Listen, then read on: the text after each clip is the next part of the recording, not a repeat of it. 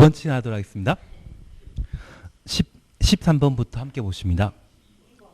12번 안 했습니까? 예, 12번 개발도 관리구역에 관한 설명 틀린 거 찾도록 되어 있습니다. 답은 2번입니다. 기반 설치가 용이한 지역, 이 말 나오게 되면 기반설 부담 구역의 지정 대상이 되게 됩니다. 그리고 개발도 관리구역은 법률상 건폐율과 용적률 강화할 수 있다. 맞습니다.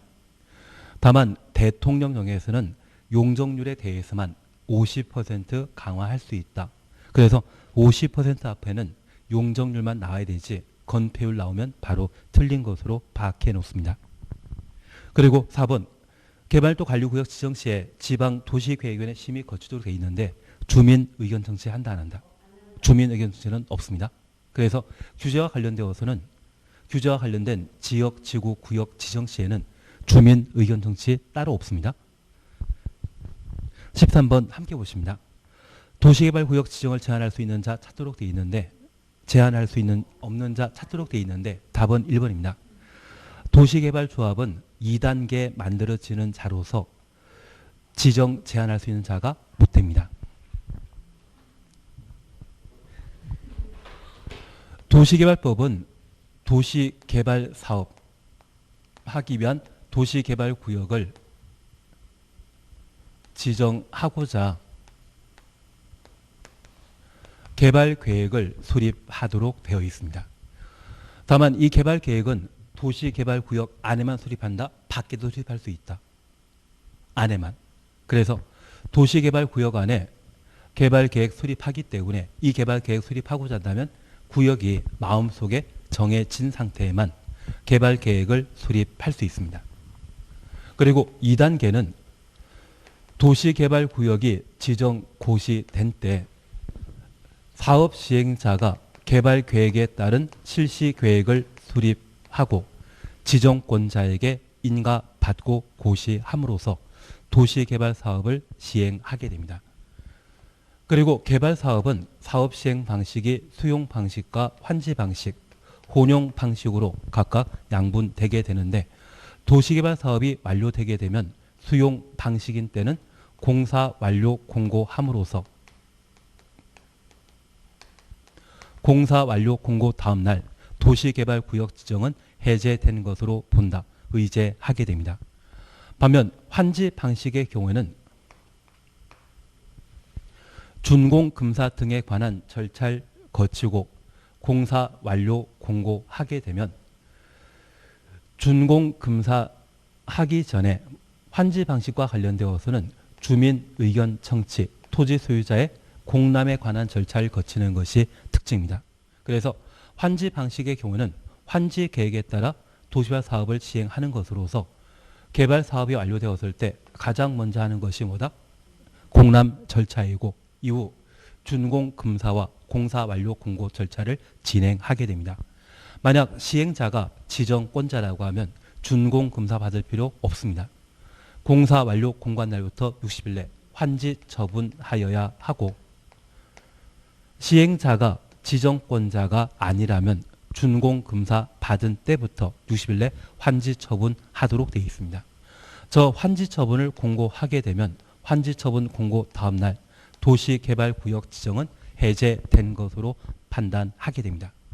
특별히 개발계획과 관련되어서는 개발구역 지정과 동시에 수립하는 것이 원칙인데 지정 후 개발계획 수립하는 것으로서 공모전을 실시하거나 토지의 가격이 급등할 수 있는 곳이라고 하면 구역 지정 후 개발계획 수립할 수 있습니다. 그래서 주상 공여 면적이 전체 도시개발구역의 30% 이하일 것. 만약 시험에 도시개발구역의 단위 면적이 330만 제곱미터 이상인 경우는 구역 지정 후 개발계획 수립할 수 있다? 공모, 급등. 그 두 가지 사유인 경우만 구역 지정 후 개발계획 수립하는 것이지 도시개발구역의 면적이 넓다고 크다고 구역 지정 후 개발계획 수립하는 것 아니다. 그 정도 구분해 놓습니다. 그리고 이 개발계획에는 다양한 내용이 담기게 되는데 지구 단위 계획이 포함되는 것은 실시계획입니다. 개발계획에는 지구 단위 계획 포함되는 것 아닙니다. 그리고 사업 시행 방식으로서 수용 방식과 환지 방식 등을 개발계획에 반영하도록 되어 있습니다. 환지 방식의 경우는 토지 소유자 동의 받아야 되죠. 국공유지 포함한 면적 3분의 2, 총수 2분의 1. 수용 방식의 경우는 토지 소유자 동의 받을 필요 없고 환지 방식의 토지 소유자 동의와 관련되어 시행자가 국가, 지방자치단체인 경우는 동의받을 필요 없다라는 것 구분해 놓습니다.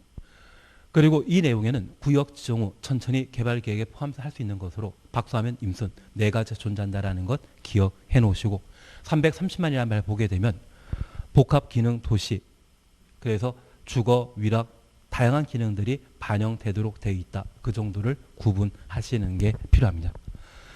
도시개발구역 지정과 관련되어서는 대상과 절차에 관한 사항들을 구분하시는데 특별히 대상과 관련되어서는 개발 사업이 가능한 곳에 도시개발구역을 지정하도록 되어 있고 녹관 농자의 경우는 광역도시계획과 도시군 기본계획에서 개발을 예정했다면 도시개발구역으로 지정할 수 있습니다. 그런 계획이 아예 없는 경우라면 자연녹지지역과 계획관리지역만 도시개발구역으로 지정할 수 있으며 그 면적은 무엇 이상 돼야 됩니다. 공업지역은 3만, 도시지역의 나머지 용도지역의 경우는 1만 이상, 비도시지역의 경우는 30만 제곱미터 이상인데 5천은 개발행위 허가와 관계된 사항이고 여기는 30만 제곱미터 이상일 때 짬뽕이 되어 올립니다. 그래서 국토계획법과 개발법을 국토계획법이 정립되지 않았다고 하면 개발법이나 정비법 하면 더 헷갈릴 수 있는 게 특징입니다. 아예 헷갈릴 것 같으면 국토계획법만 하고 마는 게 오시죠 맞는 방법이고 개발법 해놓으면 70까지 나오시거든요. 하자. 그래도 하자. 그래서 면적 요건을 각각 갖추도록 되어 있습니다. 다만 이 대상과 관련된 예외 규정으로 취계지 균형, 지락지구, 지구단위계획구역, 개발진흥지구, 국가균형발전의 경우는 면적 관계없이 도시개발구역으로 지정할 수 있다는 것 구분해 놓습니다. 그리고 절차와 관계된 사항으로 도시개발구역의 지정권자는 원칙적으로 시도의사 대도시장인데 도시개발 사업에 관한 계획을 도시군 관리계획으로 결정하듯이 도시군 관리계획의 결정권자가 원칙적인 지정권자입니다. 예외적으로 국장이 도시개발구역을 지정할 수 있는데 전국이란 말 기억하시고 요청, 제안이란 말 보게 되면 항상 중앙이 하도록 되어 있습니다. 공공기관장, 지방공사장은 도시개발구역 지정 제안을 시군구청장이 하는 것이지 국장이 하는 것 없습니다. 그리고 지정권자에게 직접 제안하는 것도 없습니다. 비행정청은 누구에게? 시군구청장에게 제안하는 것이 원칙이고 공공기관장이 국가계획과 관련되어 30만 제곱미터 이상의 도시개발 사업을 제안하는 때는 국장에게 직접 제안할 수 있다. 그렇게만 구분해 놓습니다. 이러한 도시개발구역 지정 제안과 관련되어서는 1개월, 1개월이라는 말 기억하시는데 특별히 제안은 국가, 지방타단체, 조합은 제안할 수 없다. 그 정도 구분하시는 게 필요합니다. 여기 절차와 관련되어 100만이라는 말을 기억해 주시는 것이 공청회와 국토교통부 장관의 협의 요건에 해당된다는 것 기억하시고 국토교통부 장관과의 협의 대상에는 100만 외 국가계획과 관련된 도시개발사업 국가계획과 관련된 도시개발 사업은 누가? 국토교통장관과 협의하도록 되어 있습니다. 그리고 이런 방법으로 도시개발구역 지정하게 되면 도시개발구역은 도시지역 및 지구단위계획구역으로 지정된 것으로 본다. 의제를 하게 됩니다. 취지, 지락지구는 도시개발구역 지정한 때 도시지역으로 결정 고시된 것으로 본다. 틀리다라는 것만 다시 한번 구분하십니다. 도시개발구역에는 개발행위를 제한하게 됩니다. 도시사업에 방해되기 때문에 개발행위 함부로 할 수 없다는 것 기억해 놓으시고 우리가 국토계획법에 공부하셨던 행위 제한과 관련된 개발행위 허가와 관련된 사항들이 그 제한 대상인데 추가되는 것으로서 중목의 식재, 벌채. 그래서 우리 내일 지구가 망하더라도 사과나무 심겠다는 분 계시지 않습니까? 스피노자. 수업 시간 중에 들어본 적? 저는 한 적이 있는데 하여튼 그걸 도시개발구역 하는 때에도 그냥 한다? 허가 받아야 된다. 허가 받아야 된다는 것 구분해 놓으시고 도시개발구역은 개발사업이 완료되어 수용 방식되는 공사료 공고 다음날 환지 방식의 경우는 환지 처분 공고 다음날 해제되게 됩니다. 미완 상태에서 해제되는 경우가 있는데 구역 지정 후 3년 내 실시계획인가 신청하지 아니하면 3년 되는 다음 날 도시개발구역 지정은 해제된 것으로 본다. 미완성 상태에는 종전 용도 지역에 환원 문제가 발생한다라는 것 구분해 놓습니다. 시행자와 관련되어서는 돈 있는 자를 도시화 사업 시행자로 지정해야 됩니다. 그래서 이번에 요트 사러 가신 분이 계시는데 그분 사생활이시죠. 그냥 가가지고 14일 와서 14일 자가 격리만 잘 하시면 되는데 14일 동안 자가 격리하면 마음 편하다. 감옥에 있는 것과 똑같다. 거의 감옥에 있는 것과 똑같다 가지고 그냥 괜한 이야기 들었습니다. 그래서 능력 있는 자만 도시개발 사업 시행자로 지정할 수 있다는 것 기억하시고 전부 환지 방식의 경우는 토지 소유자 또는 조합을 도시개발 사업 시행자로 지정하여야 합니다. 다만 지병동에 해당되게 되면 지방자치단체 등을 사업 시행자로 지정할 수 있고 한번 결정된 시행자를 변경할 수 있습니다. 일실이착이란 말 기억나신다면 사업 시행자 지정이 취소되거나 실시계획인가가 취소되었다고 하면 시행자 변경할 수 있다는 것 기억해 놓으시고 대행은 공공이 주택건설 사업자에게 설계 분양을 맡기는 것을 말합니다.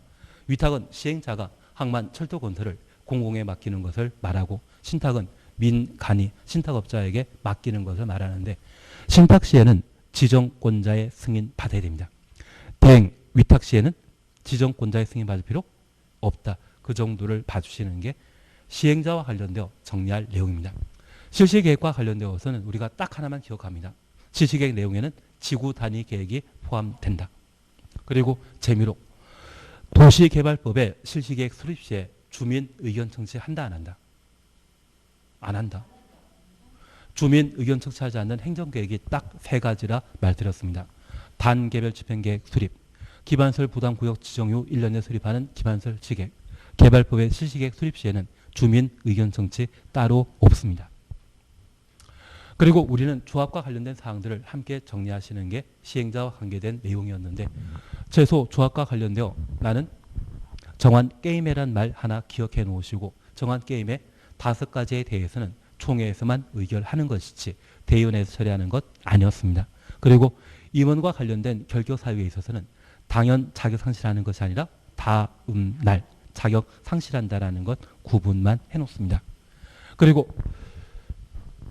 수용 방식에 대해서는 우리가 항상 기억하실 것이 사전 현금 보상하게 되는데 그에 대한 예외로서 토지 상한 채권에 관한 사항 정리해 주실 것, 개발사업 완료해서 조성된 토지를 공급하는 것이 원칙인데 전혀 개발하지 않고 원형지 공급하는 것, 그 2가지에 관한 사항 정리해 주는 게 필요하십니다.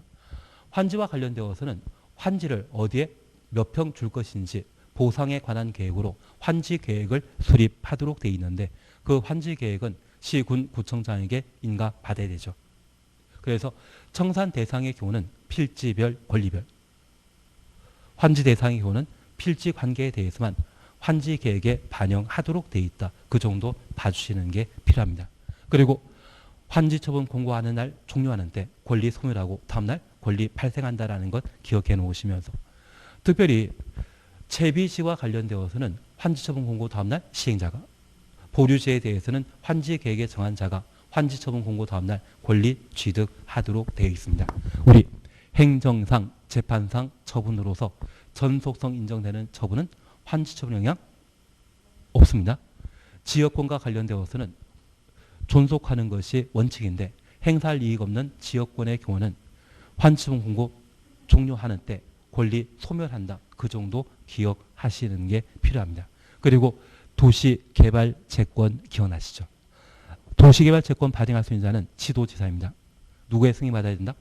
행정안전부 장관 승인 받아야 되며 도시개발채권을 의무적으로 매입하는 자는 공공은 없습니다. 공공인 시행자로부터 도급계약 받는 자, 또는 토지 형질 변경 허가 받는 자, 민간인 시행자는 도시개발채권을 의무적으로 매입하도록 되어 있고 상환기간은 5년부터 10년 사이에 정해진다라는 것 기억해 놓으시고 도시개발채권과 관련되어서는 등록 발행, 무기명 증권으로 발행할 수 있다. 그 정도를 각각 구분하시는 게 필요하십니다. 그거 보시는 게 개발법과 관련되어 정리하실 내용이 되게 됩니다. 너무 많진 않죠. 그래서 개발계획과 관계된 사항, 도시개발구역과 관계된 사항, 시행자와 관계된 사항, 그리고 수용 방식과 관련되어서는 토지 상한 채권과 원형지에 관한 사항, 환지 계획과 관련되어서는 환지 방식과 관련되어서는 환지 처분에 관한 기본적인 특징을 정리해 놓으시게 되면 출제되는 6문제 중에 한 4문제 정도는 쉽게 정리할 수 있을 겁니다. 우선 13번은 답이 1번이었습니다. 14번입니다. 개발구역에 관한 설명을 틀린 것 찾도록 되어 있습니다. 답은 1번입니다. 취락지구의 도시개발구역이 지정 고시된 경우 도시적으로 결정 고시된 것으로 본다. 취지는 도시적 되는 것 아니죠. 그래서 1번 틀립니다. 그리고 2번 시군구청장은 시도의사에게 도시개발구역 지정 요청할 수 있습니다. 시도의사 건너뛰고 국장에게 요청할 수 있다. 이 말 나오면 틀립니다. 국장에게 도시개발구역 지정 요청할 수 있는 자는 중앙행정기관장만 국장에게 요청할 수 있죠. 3번 크게 문제되는 것 아니고 4번입니다. 도시개발구역 지정은 구역 지정 고시된 날부터 3년 되는 날까지 실시에 인가 신청하지 아니한 경우 3년 되는 다음 날 해제된 것으로 본다. 다음 날 주었습니다. 기억나시죠?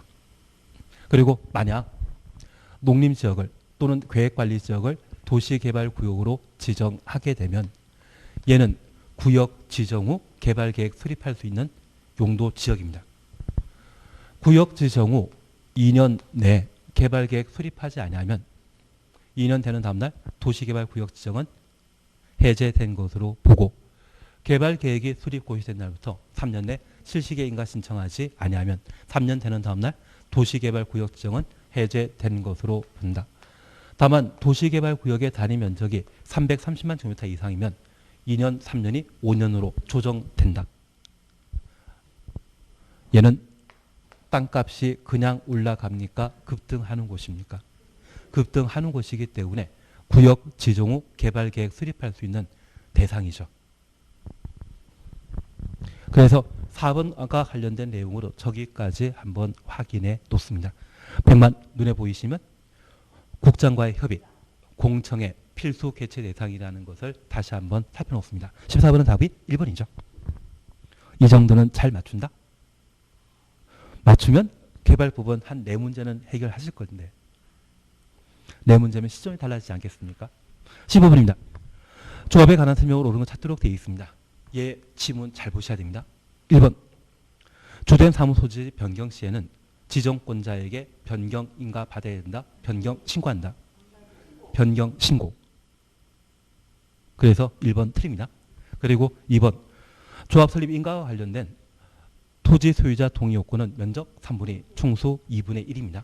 4분의 3, 2분의 1이 아니라 3분의 2, 2분의 1. 3번입니다. 조합인 시행자 행한 처분에 대해 지정권자에게 행정심판 제기할 수 있다. 3번 맞죠. 만약 시험에 조합의 처분에 대해 지정권자를 피청구인으로 하는 행정심판 제기할 수 있다. 이 말 나오면 그것도 맞습니다.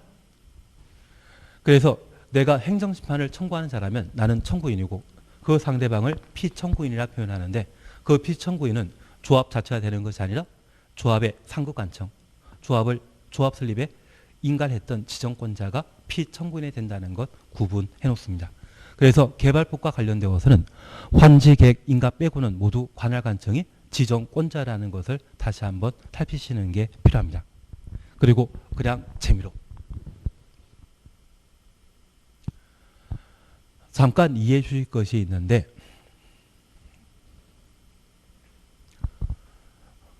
전부 환지 방식 시에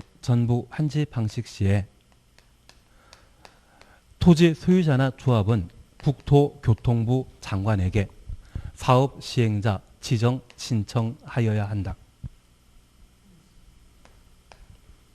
무조건 지정권자. 국토교통부 장관이라고 도시개발법에 관할 관청되는 것이 아니라 도시개발구역 지정한 자, 그 지정한 자만 지정권자이거든요. 그래서 지정권자에게 조합 설립인가 신청하여야 한다. 또는 지정권자에게 사업시행자 지정 신청해야 된다. 지정권자 나와줘야 되지. 만약 도시개발구역의 지정권자 아닌 서울시장이나 경기도지사 존재한다고 하면 그 사람에게 지정 신청하는 것 아닙니다. 도시개발법에서 관할 관청 항상 누구이다? 지정권자. 도시개발구역을 지정해야만 지정권자로서 관할 관청이 되는 것이지 시도지사 또는 국토교통부 장관이라고 도시화 사업과 관련된 지정권자 되는 것 아닙니다. 지정한 자만 지정권자로서 관할 관청이 된다는 것을 파악해 놓습니다. 조금 이해되시겠습니까? 그래서 그런 차원에서 한번 확인하십니다. 그리고 조합원은 도시개발구역에 소재한 토지 소유자가 조합원 된다라는 것 파악해 놓으시고 건축물의 소유자나 지상권자는 조합원 원입니다. 그리고 5번입니다.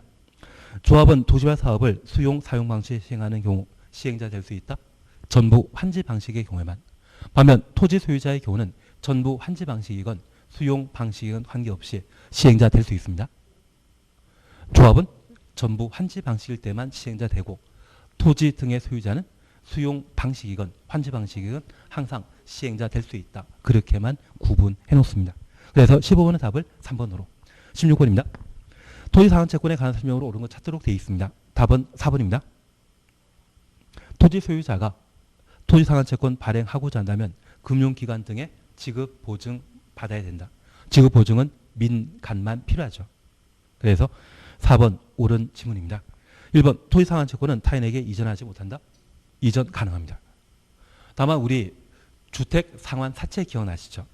주택상환사채는 양도할 수 없지만 토지상환채권은 공급질서 교란 금지 대상이 아니기 때문에 양도 가능합니다. 2번입니다. 토지상환채권은 기명증권으로 발행하도록 되어 있습니다. 상환이란 말 달게 되면 발행 방식은 기명증권으로 발행하게 됩니다. 그리고 3번 토지상환채권의 이율은 기획조정장관이 정한다? 발행자가 정합니다. 발행자가 정하는 것이지 기획재정부 장관이 정한다. 그 자체가 잘못된 것으로. 그리고 5번 토지상환채권 발행 규모는 분양 예정인 대지 건축물의 2분의 1까지이죠. 그리고 마지막으로 토지상환채권과 관련되어 상환기간 따로 없습니다. 토지상환채권의 상환기간 3년 초과할 수 없다. 5년 초과할 수 없다. 이 말 나오면 틀립니다. 토지상환채권과 관련되어서는 상환기간이 따로 있다 없다? 없다. 토지상환채권에 대해서는 상환기간 따로 없다라는 것 다시 한번 살펴놓습니다. 그러면 사업시행자 입장에서는 수용 방식으로 도시개발 사업하고 토지상환채권 발행한 상태라면 빨리 사업 시행하겠습니까? 천천히 하겠습니까? 땅값 더 올라가거든요. 그래서 시행자 입장에서는 천천히. 그리고 채권자 입장에서는 빨리 받기를 원합니다. 16번의 답은 일단 4번으로 해놓습니다. 17번입니다. 원형지 공급과 개발에 관한 설명을 틀린 것 찾도록 되어 있습니다. 답은 5번입니다. 지방공사는 5년 경과하기 전에 원형지 매각할 수 있다. 국가 지방자치단체에 대해서만 매각 제한에 특례 인정되는 것이죠. 국가 지방자치단체만 매각 제한 규정에 예외 인정한다라는 것 기억해 놓습니다. 우선 1번입니다. 원형지를 공장 부지로 직접 사용하는 자에게는 경쟁 입찰 방식으로 원형지 개발자 될 수 있습니다. 여기 원형지와 관련되어서는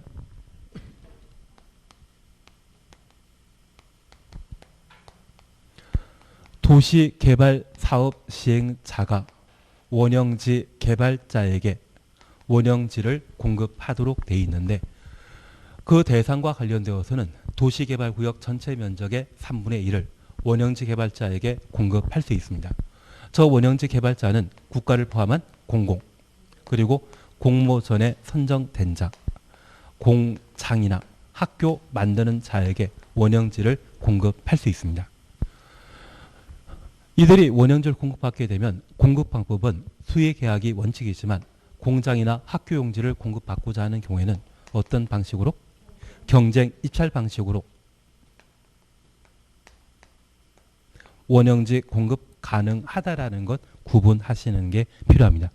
그래서 공급받는 원형지 개발자에 대한 대상을 특정하지 않고 원형지 공급하는 경우에는 수의 계약으로 공급하는 것이 원칙입니다. 대신 학교, 공장 공급한다, 공장 용지 공급한다, 그 말로 하면 경쟁 입찰 방식으로 파악해 주시는 게 필요합니다. 그리고 이렇게 원형지 공급하게 되면 그 공급 가격에 대해서는 양 당사자 사이에 협의하여 가격을 결정하도록 되어 있고, 이 원형지 공급받은 원형지 개발자의 경우는 시세 차익을 차단할 목적으로 최대 10년 범위 내 대통령령이 정하는 기간 동안 원형지를 매각할 수 없는데, 저 원형지 공급 계약 체결했다고 하면 계약 체결한 날부터 10년, 원형지에 대한 개발 사업 완료되었다고 하면 공사 완료된 날부터 5년 이내 원형지 매각할 수 없지만, 그 원형지 공급받은 개발자가 국가 지방자치단체의 경우는 매각 제한 규정에 대한 예외 인정한다라는 것을 파악해 놓습니다. 다만 국가 지방자치단체를 제외한 자가 원형지를 공급받게 되었을 때 이주 대책용 주택을 개발하거나 공공시설 등을 개발하고자 한다면 지정권자의 승인 받아 매각 제한 기간이 도래하기 전에 매각할 수 있습니다. 그래서 저 원형지 공급받은 것을 원래 목적이 아닌 이주 대책용 주택 만들 목적으로 개발하게 된다면, 매각하게 된다고 하면 그때는 누구의? 지정권자 승인받아 매각 제한 기간이 도래하기 전에 매각할 수 있다. 그렇게만 한번 확인해 놓습니다. 가장 중요한 특징은 국가 지방자치단체의 경우는 매각 제한에 대한 예외 인정된다. 그것 파악하시는 게 필요합니다. 답은 5번으로. 그리고 2번 함께 보시니 공급 면적 3분의 1이라는 것 눈에 보이시죠? 그리고 원형지 공급하고자 한다면 지정권자 승인 받아야 된다. 확인되시고, 4번은 매각 가격에 관한 사항으로 협의하여 가격 결정한다. 눈에 익혀주시는 게 필요하십니다. 18번입니다. 환지 처분 효과에 관한 설명을 틀린 것 찾도록 되어 있습니다. 답은 5번입니다. 재배지는 시행자가, 보류지는 환지 계획에 정한 자가 환지 처분 공고 다음날 소유권 취득하도록 되어 있습니다. 기억난다? 시행자는 채비지는 시행자가, 보류지는 환지 계획에 정한 자가 환지 처분 공고 다음날 소유권 취득하도록 되어 있습니다. 우선 1번입니다. 환지 계획에서 환지를 정하지 않은 종전 토지, 환지 부지정 대상 토지에 대해서는 권리 소멸은 환지 처분 공고된 날이 끝나는 때 소멸하죠. 다음 날은 권리 발생. 환지 처분 공고된 날 끝나는 때 권리 소멸한다라는 것 기억해 놓습니다. 그리고 재미로 우리 기억하시는데, 현재 환지 부지정과 관련되어서는 두 가지 방식으로 환지를 부지정하게 됩니다. 토지 소유자가 동의하거나 토지 소유자가 신청한 때, 그리고 과소 토지에 해당되게 되면 토지 소유자의 동의 신청 없이 환지 부지정할 수 있다는 것 기억하시고, 만약 토지 소유자가 동의 신청하는 때 해당 토지에 임차인 등이 존재한다면 임차인의 동의 받은 때만 환지 부지정할 수 있습니다. 그래서 이렇게 환지 부지정하게 되면 환지 처분 공고하는 날이 끝나는 때 권리 소멸한다라는 것 기억해 놓으시는 게 필요합니다. 그리고 두 번째입니다. 2번 그냥 건너뛰시고 3번. 2번은 지역권과 관계된 사항으로 앞서 설명드렸기 때문에 크게 문제 없을 겁니다. 그리고 3번 청산금 확정이라는 말 찾으셨죠? 청산금 확정 가로 해놓으시는데 얘는 환지처분 공고 다음날 청산금 확정되게 됩니다. 그런데 도시개발법에서는 이 청산금과 관련되어 결정이란 용어와 확정이란 용어를 개발법에서는 구분하게 됩니다. 우리가 잠깐 이해하실 것은 이 청산금은 손실보상이나 부당이득에 대한 금전적 정리 방법으로 청산금 제도가 인정되게 되는데, 특별히 환지처분 공고하는 날 종전 토지에 대한 땅의 가치가 1억인데 환지처분 공고 다음 날 2억짜리 땅을 환지를 취득하게 되었다고 하면 청산금 시행자는 1억 소유자에게 징수해야 됩니다. 그리고 환지처분 공고 다음 날 8천만 원짜리 땅을 토지 소유자가 취득했다면 토지 소유자 입장에서는 2천만 원 손실보상 차원으로 받아내야 되거든요. 그러면 여기 결정과 관련되어서는 시행자가 도시개발구역 안에 토지 소유자 A에게는 1억 받아야 되고 B에게는 2천만 원 줘야 되는 그런 상황을 마음속에 결정하는 것이거든요. 그리고 실제 2억이나 8천만 원이라는 환지에 대한 소유권 취득한 것은 환지처분 공고 다음 날입니다. 환지처분 공고 다음 날 0시에 부당 이득이나 손실보상이 확정되는 것이거든요. 그래서 결정은 언제? 환지처분 공고하는 날 청산금이 뭐 된다? 결정되고 청산금이 확정되는 것은 환지처분 공고 다음 날. 그래서 시행자 입장에서 A에게는 청산금 1억 받아야 되고 B에게는 20만 원 줘야 된다. 그걸 마음속에 내심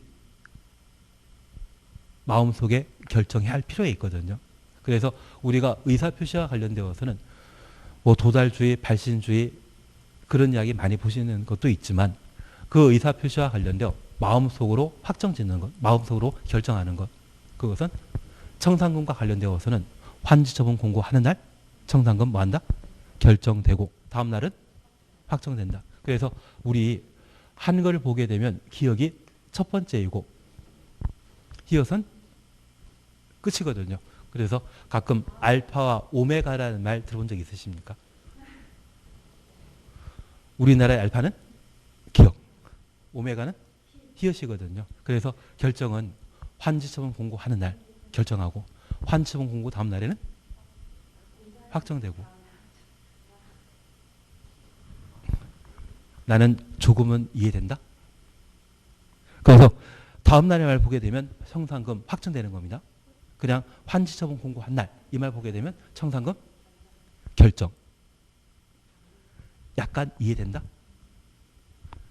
기출문제 이것도 나온 적이 있습니다. 기출문제 나오는 표현입니다.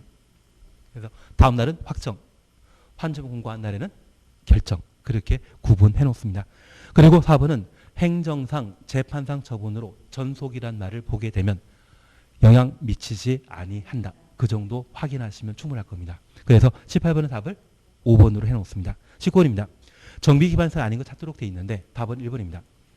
경찰서나 파출소나 동사무소 등등이 있다고 하면 얘는 정비기반서이다 아니다? 아닙니다. 답 1번. 그래서 정비법에서는 정비기반설과 공동이용시설 두 가지 구분하도록 시험에 내고 있는데 특별히 이 정비기반설과 관련되어서는 인프라에 해당되는 것으로서 경찰서 등의 관공서에 대해서는 정비법에서는 정비기반설 범위에 포함시킨다? 별개이다. 별개입니다. 하나 이해하실 것은 정비법에서는 정비사업을 통해 정비구역 안에 새로운 정비기반설과 공동이용시설이라는 것을 새로 신설하거나 확충할 수 있는데 그것 나라에서 만드는 것입니까? 주민이 돈 내서 만드는 겁니까? 정비구역은 재개발 사업하는 곳, 재건축하는 곳이 정비구역인데 이 정비구역 안에 필요한 정비기반설과 공동이용시설은 나라 예산으로 만든다? 주민 스스로 만든다? 주민 스스로. 그래서 경찰서는 주민이 만드는 것이다? 나라에서 만드는 것이다? 나라에서 만들면 정비기반설 범위에 포함한다? 별개이다? 별개로. 마음에 들어하는 표정 아니시지만 그렇게 이해하셔야 됩니다. 그래서 답을 1번으로 해주시는 게 필요하십니다. 20번입니다. 근데 나중에 진짜 정비기반설이나 공동위원회 보시게 된다고 하면 정비구역 안에 재건축 사업이나 재개발 사업, 특히 재개발 사업과 관련되어서는 개발 이익으로 정비구역 안에 필요한 정비기반설 등을 설치하게 됩니다. 그것 나라 돈으로 만드는 것이 아니라 주민 돈으로 만들기 때문에 나라에서 만들 것은 정비구역에 설치할 대상이 아니게 됩니다. 그래서 가장 최근에 시험에 나왔던 게 유치원이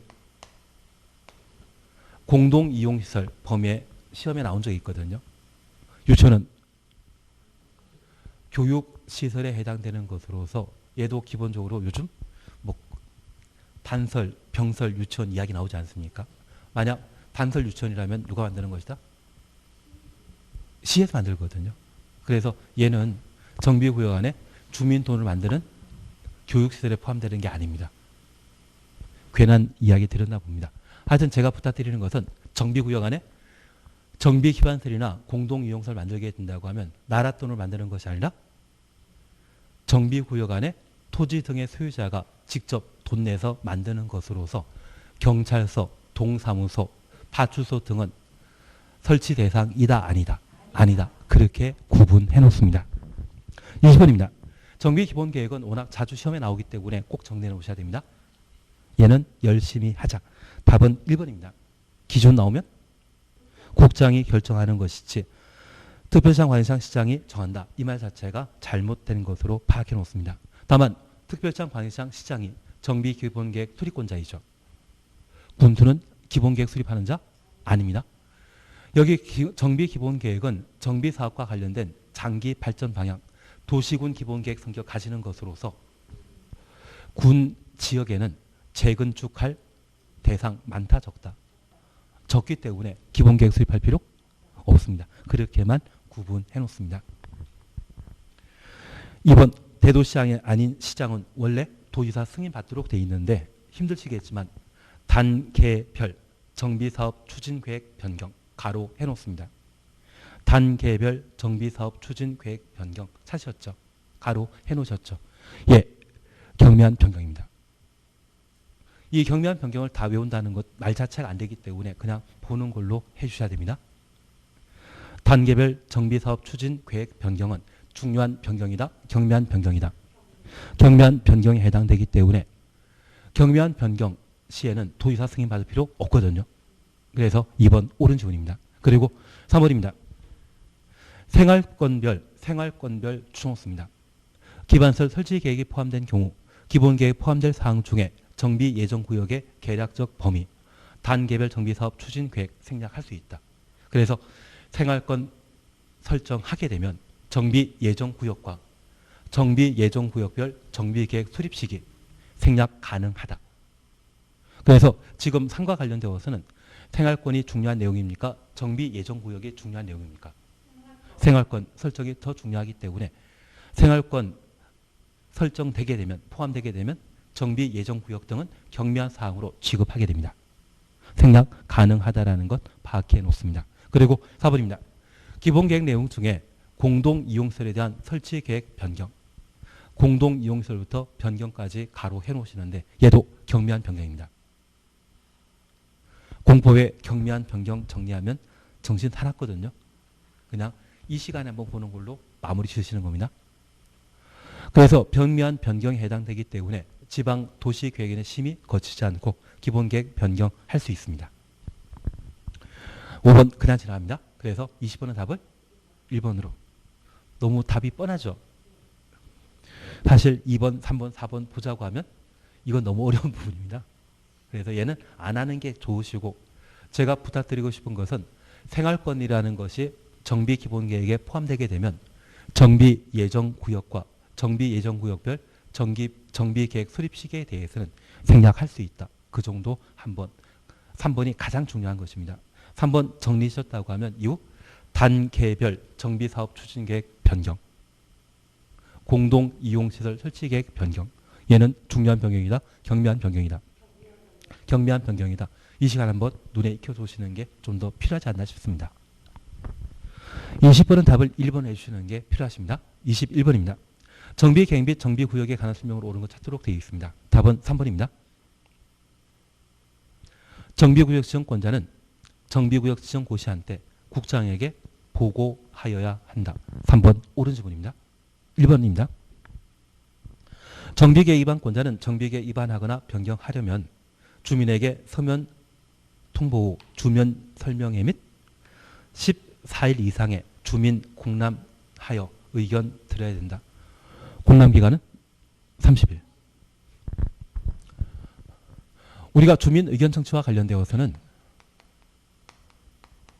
공청회와 공람 절차를 두는 것으로 각각 구분하셨고 광역도시계획과 도시군기본계획, 도시개발구역의 단위 면적이 100만 이상일 때 공청의 필수 개시 예상입니다. 그 세 개 빼고는 모두 공람에 관한 절차를 거치는데 이러한 공람 기간은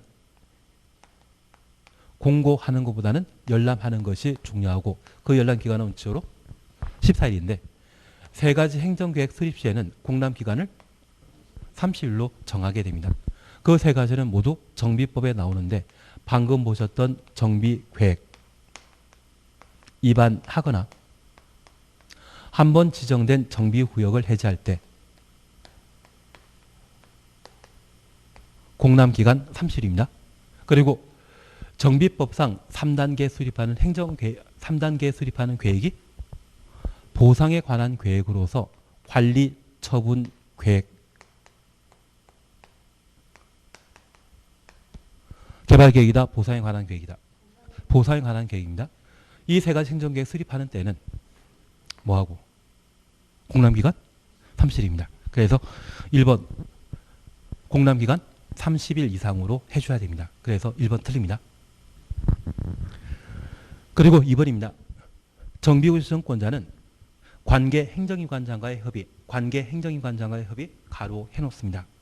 지방도시계획위원회 심의 거쳐야 된다. 협의 없습니다. 정비구역은 주상공해 노후불량 건축물을 철거하고 새로운 정비기반설 등을 설치하고자 지정한 곳인데 이 정비구역으로 지정된 주상공해는 보존할 만한 농지, 보존할 만한 산지 있다 없다? 없습니다. 관계 행정기관과의 협의 아예 없다라는 것 기억해 주셔야 됩니다. 기조사 한다 안 한다? 정비구역 지정 시에 안 합니다. 그래서 정비구역 지정 시에는 또는 정비계획 위반 시에는 기초조사와 관계 행정기관과의 협의 절차 아예 없습니다. 대신 주민 의견 청취와 지방의회 의견 청취, 도시계획위원회 심의 절차는 거치지만 기초조사와 관계 행정기관과의 협의 아예 없다. 그렇게만 구분해 놓습니다. 개발법에서는 지방의회 의견 청취 없습니다. 기초조사는 임의사항입니다. 개발법에서는 주상공을 대선하면 기초조사할 필요 없고 녹가농자라고 하면 해야 되기 때문에 개발법상 도시개발구역 지정할 때 기초조사는 임의적 절차인 반면 주민 의견 청취해야 됩니다. 공람 또는 공청회 100만 이상이라면 공람 거친 후 공청회 개최해야 되고 지방의회 의견 청취하지 않습니다. 도시개발구역의 각종 개발사업과 관련되어서는 시행자가 모든 비용을 부담하기 때문에 지방자치단체 예산 집행할 필요 없거든요. 지방 의견 청취한다 안 한다? 안 한다. 협의 심의에 관한 절차를 거칩니다. 반면에 정비구역 지정과 관련되어서는 지정 대상이 주상공이기 때문에 측량 사례가 워낙 많아서 따로 기초조사할 필요 없고 보존할 만한 농지나 산지가 없기 때문에 관계 행정기관과의 협의 절차 아예 하지 않는다. 그렇게만 구분하시는데 갑자기 미안해졌습니다. 정비법을 왜 이렇게 열심히 하고 있는지 갑자기 미안해졌습니다. 하여튼 지금 2번 틀립니다. 협의한다 안 한다? 안 한다. 3번 옳은 질문이고 4번입니다. 시, 군, 구청장 등이 정비구역 해제 요청하는 경우 10일 이상 주민에게 공람한 후 의견 드려야 된다. 정비구역 해제와 관련되어서는 주민 공람 기간 30일 이상이죠.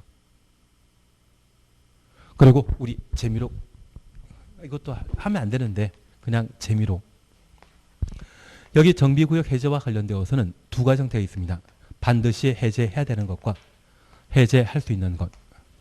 2년, 3년, 5년이라고 하는 기간 나오면 정비구역 해제 하여야 한다. 그리고 추진위원회 구성 전이라고 하면 정비구역 안에 토지등의 소유자 30% 이상이 동의하면 정비구역 해제 할 수 있고 사업시행계획 인가 신청하기 전이라면 토지 등의 소유자 과반 동의받아 정비구역 해제 할 수 있다. 그래서 2년, 3년, 5년이라는 기간 나오면 정비구역 해제 하여야 한다. 그래서 우리 이렇게 보시는데 정비구역 해제는 정비구역 지정 고시 이후 시행자가 정비사업 해야 되죠. 그 시행자와 관련되어 추진위원회를 만들고 추진위원회는 조합 설립 인가 받아야 되며 조합은 사업 시행 계획을 작성하여 인가 신청하도록 되어 있습니다. 정비구역 지정하고 몇 년 안에? 2년 안에 추진위원회 승인 신청하지 아니하면 정비구역 해제 하여야 한다. 추진위원회 승인받고 2년 내 조합 설립인가 신청하지 않으면 정비구역 해제 하여야 한다. 조합 설립인가 받고 3년 안에 사업시행인가 신청하지 않으면 정비구역 해제 하여야 한다. 최근 LH공사나 SH공사가 정비사업에 개입하여 용적률 500%까지 상향 조정한다는 이야기 나오더라고요. 그거 추진위원회 없이 하는 거거든요. 그러면 원래 정비구역 지정하고 조합 설립하는 데까지는 4년 걸려야 되는데 추진위원회가 건너뛰기 때문에 4에서 1 빠지면 3년. 그래서 공공지원이란 말 나오게 되면 정비구역 지정하고 3년 내 조합 설립인가 신청하지 않는데 정비구역 해제 하여야 합니다. 그리고 재개발 사업과 관련되어 토지 등의 소유자가 20명 미만인 경우는 조합 설립하지 않고 토지 소유자가 직접 재개발 사업 할 수 있거든요. 추진위원회 건너뛰고 조합 건너뛰고 소유자가 직접 재개발 사업 하는 것입니다. 원래 7년이라는 시간 걸리는데 두 개 단계가 빠지게 되면 5년입니다. 그래서 정비구역 지정 고시하고 재개발 사업을 토지 등의 소유자가 시행할 때 5년 안에 사업 시행인가 신청하지 않으면 정비구역 해제 하여야 한다.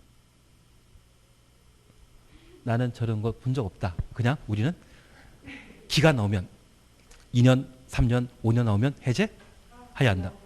1년, 4년 나와가지고 해제해야 한다. 이 말 나오면 틀린 겁니다. 그리고 추진위원회 구성 전이란 말 보게 되면 30% 이상이 동의하면 해제할 수 있고 사업 시행인가 신청하기 전이라면 과반 동의한 때 정비구역 해제할 수 있다. 그렇게 각각 구분해 놓습니다. 갑자기 정비법에 빠져가지고 하던 거 계속 하도록 하겠습니다. 그리고 5번입니다. 안전진단이라는 말 찾으셨죠? 여기 안전진단과 관련되어서는 재개발 사업이 아니라 재건축 사업할 때 안전진단에 관한 절차를 거칩니다. 그래서 5번 틀린 겁니다. 안전진단은 언제 한다? 재건축 사업할 때만. 22번입니다. 옳은 거 찾도록 되어 있는데 답은 4번입니다. 조합 설립을 위한 동의자 수 산정에 있어서 1인이 2 이상의 소유권 소유하고 있는 경우 소유권 수에 관계없이 토지 등의 소유자를 1인으로 산정한다. 하나 이해하실 것이 있습니다. 내가 재건축하고자 하는 아파트 단지에 아파트가 세 채 있다면 나는 3번의 동의를 하게 되면 그 동의 절차는 같겠습니까? 동의 내용은 같겠습니까? 다르겠습니까? 한 사람이 아파트 3개 가지고 있다고 하면 각각 3번 동의 받게 되었을 때 그 동의 내용은 각각 다르다 똑같다.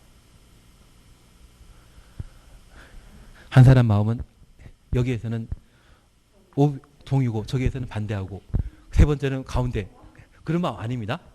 같은 마음이기 때문에 재건축 사업 등의 정비 사업을 신속하게 진행할 필요가 있기 때문에 한 사람이 여러 소유권을 행사하더라도 동의는 하나만.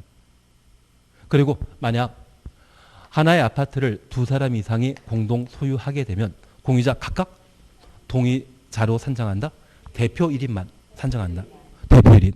그래서 한 사람이 2 이상의 소유권 행사하게 되면 그때는 동의자 수 하나로. 하나의 물건을 2사람 이상이 공동 소유하게 되면 대표 1인을 동의자로 산정하도록 되어 있습니다. 그 원칙 기억해 주시는 게 필요하십니다. 그래서 4번 해결되신 걸로 이해하고 1번 재건축 사업과 관련되어서는 정비기반설이 열악하다 양호하다. 양호. 그리고 2번 재건축 사업의 토지의 소유자는 건축물 및 부속 토지를 동시에 소유한 자만 토지 등의 소유자에 포함시킵니다.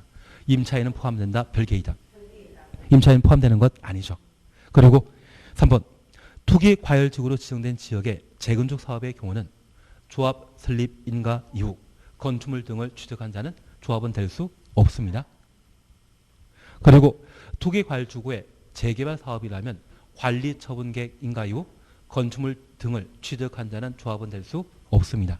다만 매도인이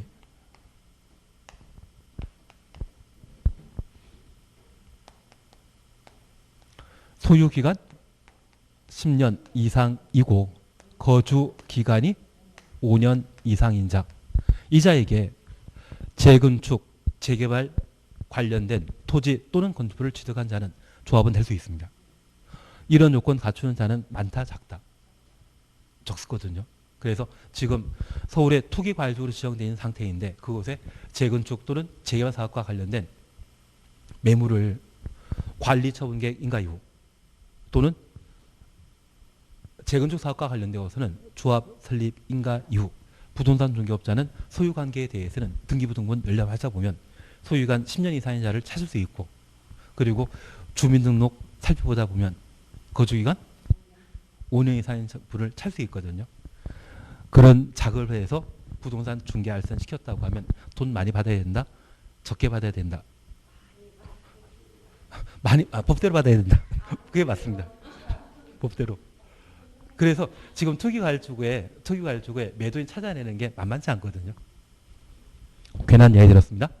다만 제가 부탁드리는 것은 투기과열지구의 일정한 시기 이후 정비사업과 관련된 토지 또는 건축물을 거래하게 되었을 때 매도한 자가 소유기간이 10년 이상이고 거주기간이 5년 이상인 자에게 취득한 자라고 하면 조합은 될 수 있습니다. 그래서 예외 규정에 대해서만 한번 확인만. 대신 지금 방금 보셨던 22번의 3번 질문과 관련되어 거래 제한 시점 이해된다? 투기과열지구의 재건축은 조합 설립 인가. 그리고 투기과열지구의 재개발은 관리처분계획 인가 이후 토지 등을 취득한 자는 조합원 될 수 없다. 그리고 5번입니다. 재건축 사업의 경우 재건축 사업에 동의하지 아니한 토지 등의 소유자는 조합원 될 수 있다. 동의한 자만 조합원 되는 겁니다. 동의한 자만 조합원 된다. 23번입니다. 관리처분 계획에 관한 설명 틀린 거 찾도록 되어 있습니다. 답은 4번입니다. 관리처분 계획 인가 고시 있을 때 종전 토지 사용할 수 없습니다. 다만 사업 시행자가 동의하면 사용할 수 있습니다. 그래서 5번에 관리처분 계획 인가 고시 있는 때 종전 토지 임차권자는 시행자 동의 받더라도 소유권 이전 고시 있는 날까지 종전 토지 사용할 수 없다. 시행자 동의 받으면 사용할 수 있습니다. 다만